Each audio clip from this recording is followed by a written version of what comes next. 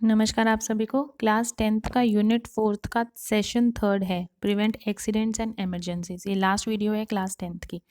तो इसमें first question है कि वर्कप्लेस इमरजेंसी क्या होती है और इमरजेंसी के प्रकार क्या होते हैं। तो वर्कप्लेस इमरजेंसी होती है कि संगठन पे किसी भी तरह की आपातकालीन सिचुएशन आना।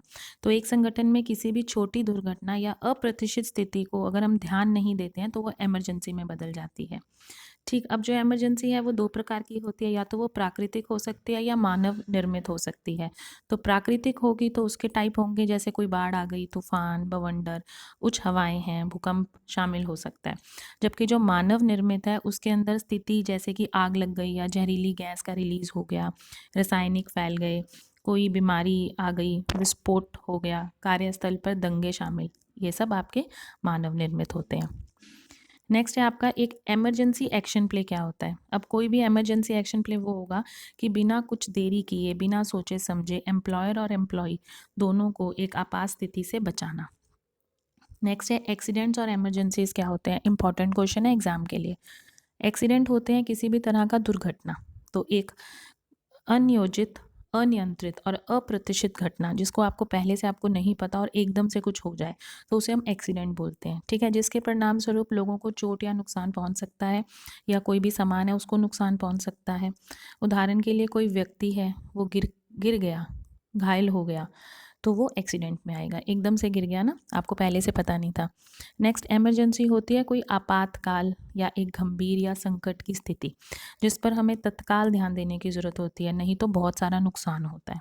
अब उदाहरण के लिए कि संगठन में किसी को दिल का दौरा पड़ गया तो वो इमरजेंसी है, उसको जल्दी से लेके जाना पड़ेगा। या अचानक आग लग गई तो उसको जल्दी बुझाना पड़ेगा। इमरजेंसी पे जल्दी ध्यान देने की ज़रूरत होती है। नेक्स्ट है किसी दुर्घटना या आपातकाल की पहचान और रिपोर्ट को किस प्रकार आप करेंगे। तो अगर कोई दुर्घटना हुई है तो आप क्या करोगे कि दुर्घटना और आपात स्थितियों को नोटिस करेंगे और सही ढंग से पहचानेंगे, क्योंकि जब तक आपको अच्छे से चीज़ का पता ही नहीं होगा तो आप सामने वाले को क्या एक्सप्लेन करोगे। नेक्स्ट, तुरंत और सबसे उपयुक्त तरीके से आप सहायता प्राप्त करेंगे। थर्ड वन, मदद के आने की प्रतीक्षा करते समय चोट को बढ़ने से रोकने के लिए कंपनी की नीतियों और प्रक्रियाओं का पालन करेंगे। नेक्स्ट है दुर्घटनाओं और आपात स्थिति उत्पन्न होने पर अपनी जिम्मेदारी और अधिकार की सीमा के भीतर ही कार्य करेंगे। नेक्स्ट, वरिष्ठ कर्मचारियों और आपातकालीन सेवाओं द्वारा दिए गए निर्देशों का आप तुरंत पालन करेंगे।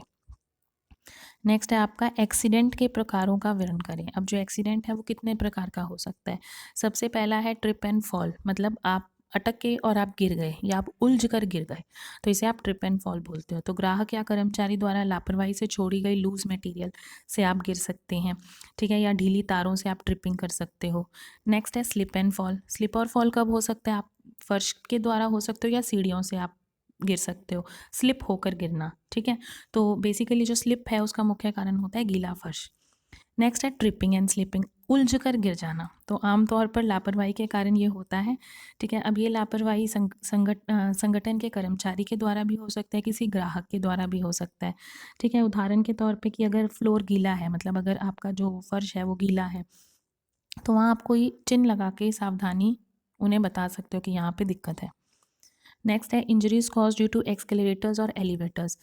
एक्सकेलेटर्स और एलिवेटर्स, एलिवेटर्स आपके लिफ्ट्स होते हैं, एक्सकेलेटर्स जो चलती हुई सीढ़ियाँ होती हैं जो कई बार आपने मॉल्स वगैरह में देखा है। तो अगर आपकी लिफ्ट अचानक झटके दे रही है या वो किसी तरह काम नहीं कर रही है तो आप उसके अंदर नहीं चढ़ेंगे, या लिफ्ट से भी अटक कर कई बार गिर जाते हैं। ऐसी चलती हुई सीढ़ियाँ हैं जिनको सीढ़ियों पे चढ़ना नहीं आता, वो गिर जाते हैं, उनके कपड़े फंस जाते हैं, काफ़ी चोटें लगती हैं। नेक्स्ट है accident due to falling of goods. आपका जो सामान है वो गिरा पड़ा है, उसके कारण कुछ एक्सीडेंट हो जाना। या accident due to moving object, कोई सामान है वो चल रहा है, मूव हो रहा है, जैसे पंखा चल रहा है और वहाँ पे कोई कर्मचारी ढीले कपड़े पहन के आ गया तो उस चलते हुए पंखे में वो कपड़े अड़ सकते हैं, बाल अड़ सकते हैं, तो इसके कारण एक्सीडेंट्स हो सकते हैं। नेक्स्ट है आपका एक्सीडेंट को किस प्रकार से आप हैंडल कर सकते हो। तो हैंडल करने के लिए आप क्या करोगे कि घायल व्यक्ति को जो चोट है उसकी गंभीरता के आधार पे ही हैंडल होगा वो। अगर उसको थोड़े से फर्स्ट एड की ज़रूरत है तो हमने ऑफिस में ही कुछ ना कुछ रखा होता है, हम उससे उसके ठीक कर सकते हैं। अगर नहीं, बहुत ज़्यादा उसको ध्यान देने की ज़रूरत है तो एम्बुलेंस को बुलाया जाता है। तो ये डिपेंड करता है कि किस तरह की चोट है। आगे है कि दुर्घटना से संभावित कारण और चोट के विवरण के बारे में आप अपने सुपरवाइज़र को सूचित करते हैं। नेक्स्ट है आपका कुछ सामान्य आपातकालीन प्रबंधन प्रक्रियाएं, मतलब जर्नल इमरजेंसी प्रोसीजर। जर्नल की स्पेलिंग कंप्लीट नहीं है, ERI का साथ में। तो इसके अंदर क्या हो सकता है जर्नल में? सबसे पहले एक फ़र्स्ट एड आ सकता है, आप फर्स्ट एड बॉक्स के द्वारा चीज़ों को सही कर सकते हो। फिर इलेक्ट्रिकल सेफ्टी पे आप ध्यान दे सकते हो। आपातकाल के दौरान कॉल करने के लिए पुलिस, फायर ब्रिगेड, सुरक्षा एम्बुलेंस इत्यादि के नंबर एक जगह पे छपे होने चाहिए।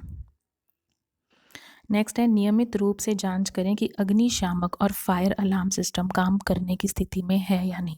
मतलब एक कुछ इंटरवल्स के बाद इन्हें चेक करते रहिए कि ये जो काम कर रहे हैं या नहीं करे तो उन्हें ठीक कराइए। आपातकालीन दरवाज़ों और खिड़कियों के पास कभी भी कोई वस्तु ना रखें। जैसे किसी कमरे में 2 गेट हैं तो एक गेट तो खोल लेते हैं आने जाने के लिए, तो दूसरा गेट के आगे भी कोई सामान ना हो, ताकि अगर आगे वाले गेट में कोई दिक्कत है तो पीछे वाले गेट से एग्जिट होकर जान बचाई जा सके।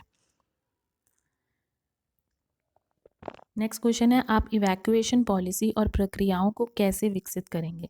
तो प्रत्येक संगठन की अपनी निकासी प्रक्रियाएं होती हैं, जैसे कि उसकी नीतियों में सूचीबद्ध। जैसे कि पहले परिसर को तुरंत छोड़ दें और निकटतम आपातकालीन निकास की ओर बढ़ना शुरू करें।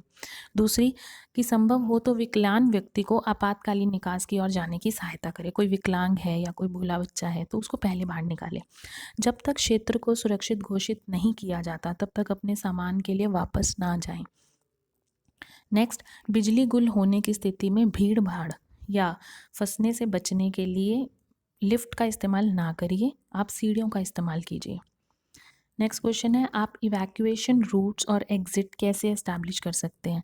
हम अपनी फैसिलिटी में लगाए गए फ्लोर प्लान डायग्राम से संभावित निकासिक मार्ग निर्धारित कर सकते हैं। मतलब बिल्डिंग का एक मैप लगा होना चाहिए कि यहाँ से बाहर आने के कौन कौन सी जगहें हैं, तो जिससे जो लोग हैं अगर वो फंस जाएं तो वो उस मैप को फॉलो करके बाहर आ सकें।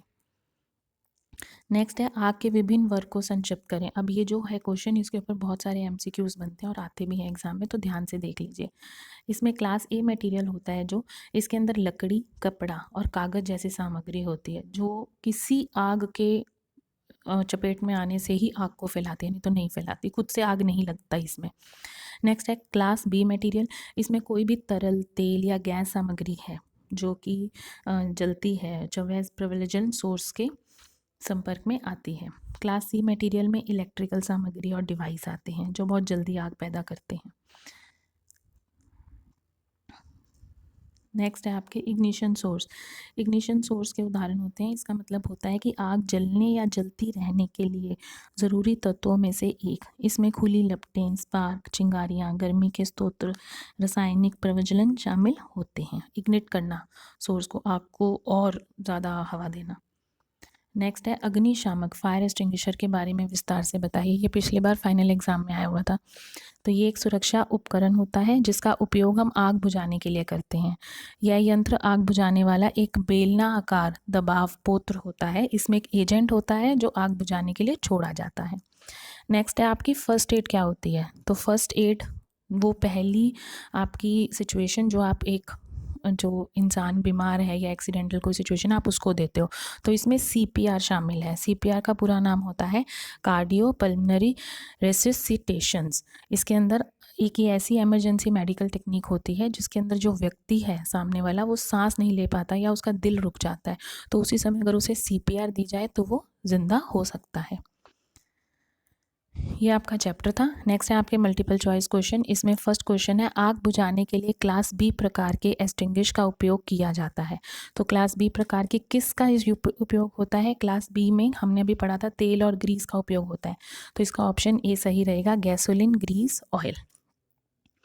नेक्स्ट है आपका क्लास A प्रकार का आग बुझाने का। तो क्लास A प्रकार में आग बुझाने के लिए क्या है? गैसोलीन, नहीं ये सेकंड वाला, एक मिनट, इसका ये रहेगा plastic, paper and cloth. Next है आपका क्लास C प्रकार का आग बुझाने का यंत्र। तो क्लास C प्रकार में आपके इलेक्ट्रिकल केबल्स एंड वायर्स आती हैं, तो ऑप्शन D आपका सही रहेगा। नेक्स्ट आग बुझाने के लिए क्लास D, अब हमने पढ़ा तो A B C है तो D भी देख लेते हैं। जो D है वो कंबस्टिबल मटेरियल्स के लिए होते हैं। कंबस्टिबल मटेरियल्स इस कैटेगरी में आते हैं। नेक्स्ट है, यदि कार्बन डाइऑक्साइड आग बुझाने वाला उपलब्ध नहीं है तो इलेक्ट्रिकल फायर से लड़ने के लिए आप किस प्रकार से आग बुझाएंगे। तो इलेक्ट्रिकल फायर से बचने के लिए सबसे आसान तरीका होता है ड्राई पाउडर, कोई मिट्टी, रेत, कुछ ऐसा पड़ा हो तो। नेक्स्ट है, आपातकाल की तैयारी में कर्मचारी को डैश से परिचित होना चाहिए। तो जो आपातकालीन सिचुएशन है उसके लिए हमारे पास इमरजेंसी इक्विपमेंट्स भी होने चाहिए, एग्जिट और इवैक्यूएशन रूट्स होने चाहिए, मतलब बाहर आने की जगह होनी चाहिए, अलग रास्ते होने चाहिए, कोई आंधी तूफान आता है तो अलग से शेल्टर होना चाहिए। तो उत्तर रहेगा D, all of the above. Next, fill in the blanks देख लेते हैं। एक डैश चिन्ह लोगों को ताज़ा पोंछे गए फर्श पर सावधानी से चलने की चेतावनी देता है। तो कैसा चिन्ह होगा फ्लोर के लिए? Wait floor. नेक्स्ट है, आपातकाल एक गंभीर या संकट की स्थिति है जिसे तुरंत ध्यान और डैश की आवश्यकता होती है, तो एक्शन की आवश्यकता होती है। नेक्स्ट, अनुसूचित विद्युत रख रखाव या कार्य के लिए हमेशा एक डैश योजना होनी चाहिए। कैसी योजना होनी चाहिए? Emergency response. यदि पीड़ित सांस ले रहा है और डैश उसकी धड़कन चल रही है तो चोटों के लिए आप क्या लोगे? First aid box. नेक्स्ट है, अग्निशामक एक डैश होता है जिसमें एजेंट होता है जिसे आग बुझाने के लिए डिस्चार्ज किया जाता है। तो अग्निशामक क्या है? एक सिलिंड्रिकल प्रेशर वेसल है जिससे हम आग बुझाते हैं। तो ये आपका यूनिट 4 का लास्ट वीडियो थी। आई होप आपको ये हेल्पफुल रहे। धन्यवाद।